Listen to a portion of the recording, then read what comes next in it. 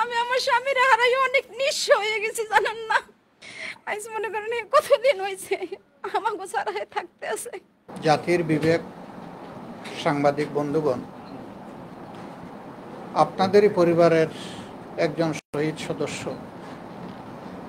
তার পরিবার এবং আমাদের ভাই শহীদ জাহাঙ্গীরের পরিবার, দুটি পরিবার ইতিমধ্যেই আপনারা জেনেছেন এখানে হাজির হয়েছে। আমরা সবাই কথা বলার আগে আমি শহীদ পরিবারের পক্ষ থেকে কাউকে কিছু বলার জন্য অনুরোধ করব। আমার স্বামী সকালে 9টা বাজে বাসা দিয়ে বের হয়েছে। আমাকে বলছে যে আমি তো ভ্যান চালাই। তারপর বলছে আমি যে যাত্রাবাড়ি যাব তরকারি আনার জন্য। আমার এই বড় ছেলের কাছে 50 টাকা দিয়ে আসছে এই ছোট ছেলের চুল কাটানোর জন্য। আর যখন বড় ছেলেরে বলছে যে ছোট ছেলের চুল কাটানোর জন্য, আমি বলছি যে না, আজকে বড় ছেলে চুল কাটাইবেন, আজকে আপনি যাইয়া ছেলের চুল কাটাই নিয়ে আসবেন। তারপর হে বললো যে না, আমি বাইরে যাব। আজকে আমি সকালবেলা আমি আজকে রোটে বইয়া ছাত্রগোর সাথে নামাজ পড়বো। আমি বলছি যে আচ্ছা ঠিক আছে, আপনি ছাত্রগোর সাথেই নামাজ পড়েন। সব জায়গায় আল্লাহর জায়গা, যেখানে বই নামাজ পড়বেন আল্লাহ আপনার নামাজ কবুল করবো। আজকে আমি নামাজ পড়বো। আমি এবার বললাম কি, আপনার পাঞ্জাবি পায়জামা এটি সব ওখানে রেডি করা আছে, আপনি নামাজ পড়েন, ঠিক আছে, সমস্যা নাই। তারপরে এটা কইয়া পরে আমার সাথে 9টা বাজে খাবার হয়েছে। আমি বলি হ্যাঁ খাবার হয়েছে। আমার না খিদে লাগছে, আমাকে ভাত দাও। তারপর আমি আমার এই ছোট ছেলেকে নিয়ে তারপরে ভাত খাইতে বইছি। তারপর আমার স্বামীরও ভাত দিছি, আমিও ভাত খাইতে আসি, আর এই বাচ্চারও ভাত দিছি। তারপর আমার স্বামীর পাতে মুরগি রান্না করছে, এই গোস্ত উঠাইয়া দিছি। আমার স্বামী গোস্ত খায় নাই, এক টুকরা গোস্ত খাইছে। এই ছেলের পাতে উড়াইয়া দিছে, আমার পাতে উড়াইতেছে। আমার গোস্ত খাইতে ভালো লাগে না, তুমি আমার জন্য একটু শাক ভাজি করতে পারতা না? আমি কি বাজারে গেছি, শাক তো পাই নাই। আচ্ছা তাই আমি আজকে যাত্রাবাড়ি যাবো, যাই আমি শাক পাতা নিয়ে আসবো, তরু তরকারি নিয়ে আসবো। কয়দিন তো আমার তো কাজ হয় না, আমরা তো একদিন কাজ না করলে আরেকদিন খাবার পাই না। এবার আমি বললাম যে এই গ্যাঞ্জামের মধ্যে আপনার যাত্রাবাড়ি যাইতে হইবে না। জামু, যদি কপালে মরণ থাকে মরবো। হ্যাঁ, এই লেগে ভয় করে কোনো লাভ নাই, আজকে আমি যাত্রাবাড়ি যাবো। এই কইয়া তারপরে হ্যাঁ ওই ভাত ওই এক টুকরা গোস্ত দিয়ে খাইছে, আর গোস্ত আমার পাতে উড়িয়ে দিয়েছে, ছেলের পাতে উড়িয়ে দিয়েছে। আমি বললাম কি, আপনার একটা জিনিস দিলে খান না? আচ্ছা তোমরা খাও। তারপর আমার বলা ছিল যে আমি তো রুটে ঘাটে থাকি, কোন সময় কি হয়ে যায় বলা তো যায় না। তুমি এই ছেলে দুইটা নিয়ে তারপরে থাকবা। এবার আমি বললাম কি, আপনি এইসব কথা কেন বলেন? আপনি এসব আজে বাজে কথা বইলেন না, এই আজে বাজে কথা শুনতে ভালো লাগে না। এই বইলা তারপরে 9টা বাজে দরজা সামনে যখন গেছে, কখনো আমারে বলে যে করছে, আমি যাই। আমি কই আচ্ছা যান, তাড়াতাড়ি আইসেন। আচ্ছা ঠিক আছে।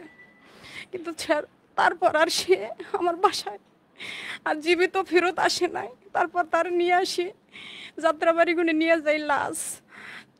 11টা, সাড়ে 11টা বাজে আমার স্বামীর মোবাইল দিয়েই একটা লোকে ফোন কইরা আমাকে বলে, প্রথম ফোন দিয়েছে আমার ননদের কাছে। আমার ননদের কাছে ফোন দিয়েছে, দিয়ে হ্যার কাছে ডাইরেক্ট বলছে যে আপনার ভাই গুলি খেয়ে মারা গেছে। আমার নন্দে থাকে গ্রামে, দেশের বাড়ি বরিশাল। তারপর হে হে ওই কথাটা হই না, হে অজ্ঞান হয়ে পড়ে গেছে। তারপর হ্যাঁ মেয়ে ফোনটা ধরছে, দইরা বলে যে আপনার এটা আজে বাজে কি কথা বলেন, সকাল 8টা বাজে আমার মামা আমার মার সাথে কথা বলছে। হে এবার কি করছে এইভাবে এমন কথা বলে। এবার কি না, হে গুল্লি খাইছে, হে আহত হয়েছে, তারে তোমরা নিয়ে যাও। এরপরে হেয়ার কাছে আর ফোন দেয় নাই। এরপর হে বললো যে আমি তো থাকি গ্রামের বাড়ি, আমি কিভাবে যাব? দেখেন ওখানে সুজন লাইজু নামে সেভ করা নাম্বার আছে, ওই নাম্বারে ফোন দেন। তারপরে খুঁজতে আমার নাম্বারটা পাইছে বুঝি, সেই লোকে পাইয়া তারপরে ওই লোকে আমার কাছে ফোন দিয়েছে। পর আমি দেখি মোবাইলটা বের করে দেখি যে আমার স্বামীর নাম্বার। তারপর আমি ফোনটা রিসিভ করে হ্যালো বলছি, যখন দেখি কি অন্য মানুষের কণ্ঠ। তারপর আমি বললাম যে আপনি কি? এইটা কার নাম্বার? আমি বলি আমার স্বামীর নাম্বার। তারপর করছে, আপনার স্বামী যাত্রাবাড়ি গুল্লি খেয়েছে, আপনি আপনার স্বামীর নেন আইয়া। আমি চেক করে দিয়ে বললাম যে আপনি কি কর? আমার সুস্থ স্বামী বাসা দিয়ে বের হয়েছে, আমার স্বামী গুল্লি খেয়েছে হয়ে এই যে বলছে। পরে আমি আমার ছেলেরে বলি, সুজন তোমার বাবা বলে গুল্লি খেয়েছে, যাত্রাবাড়ি আছে, তাড়াতাড়ি চলো। তারপর আমার ছেলে বলে কি বলো মা? আমি কই হ্যাঁ আমার বাবা গুল্লি খেয়েছে। তারপর ছেলে বললো, আমি কই এই দেখো তোমার বাবার নাম্বার দিয়েই আমার কাছে এক লোকে ফোন দিয়েছে। তারপর আমার ওই বড় ছেলে আবার ফোন দিছে ওই নাম্বার, আর বাবার নাম্বারই ফোন দিছে।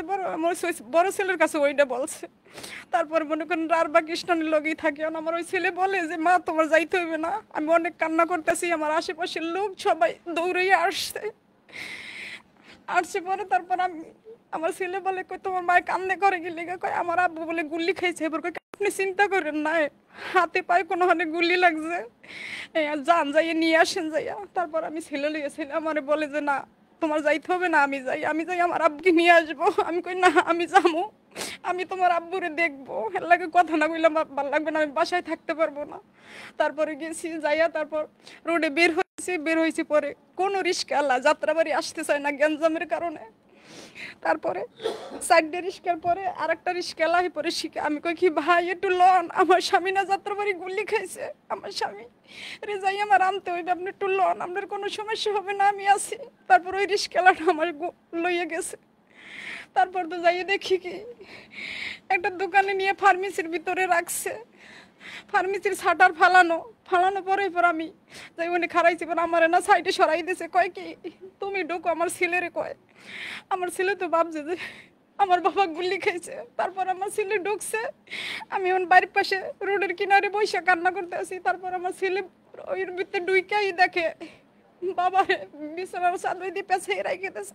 আমার ছেলে ওই অবস্থায় দেখে একটা চিৎকার মারছে, চিৎকার আমি বাইরে গুনে শুনছি। শোনার পরে তারপরে আমিও চিৎকার মারছি, চিৎকার মাইরা তারপর আমি অজ্ঞান হইয়া মাটিতে পড়ে গেছি। তারপর ওখানে ফ্যামিলি বাসা ছিল, এরা এসে আমার নিয়ে গেছে অনেক লোকেরা ভিতরে। এখন আমার ছিল ওখানে বই কান্না করে, আমি ভিতরে বই কান্না করি। এখন ওই ফার্মেসি এলাকায় বলে আবার ওখানের লোকেরা হুমকি দিয়েছে যে তোমরা তাড়াতাড়ি ফার্মেসি বন্ধ করো, না হলে তোমার ফার্মেসিতে আগুন ধরাই দেবো।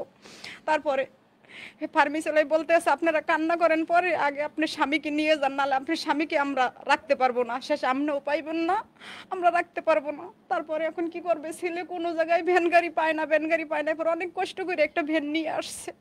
সেই এই ভ্যানে কইরা আমার স্বামীর মাঝখানে শোয়াইছে ভ্যানে, আমার ছেলে বইছে এক সাইডে, আমি বইছি এক সাইডে। আমার বুকের ভিতরে জানেন না একটা পাথর চাপা দিয়া তারপর আমার স্বামীকে নিয়ে তারপর আমি বাসায় আসছি। বাসায় আইসা মনে করেন অনেক লোক আমার বাসার সামনে জড়ো হয়ে গেছে। তারপরে আমার স্বামীর কি করবো, সবাই কয় কি বাইরের এখানে রাখো। আমি কই না, আমার স্বামী সকালে 9টা বাজে বাইরে এসে, ভালো মানুষ সুস্থ মানুষ, আমার স্বামীর বাইরে রাখবো কি লেগে, আমার স্বামীর ভিতরে উঠবো, আমার স্বামী ভিতরে বইয়ে ঘুমাইবো খাটে। এবার সবাই কয় না নিচে শোয়াইছি। পরে জানেন না আমার রুম বাইসা গেছে, একটা বিছানার চাদর সব তো চুপ হয়েই গেছে, রুমও আমার মনে করেন ভাইসা গেছে। এখনো আমার ওয়ার্ডরোবের থাগের ভিতরে আমার স্বামীর রক্ত, তাজা রক্ত এখনো আছে জানেন না।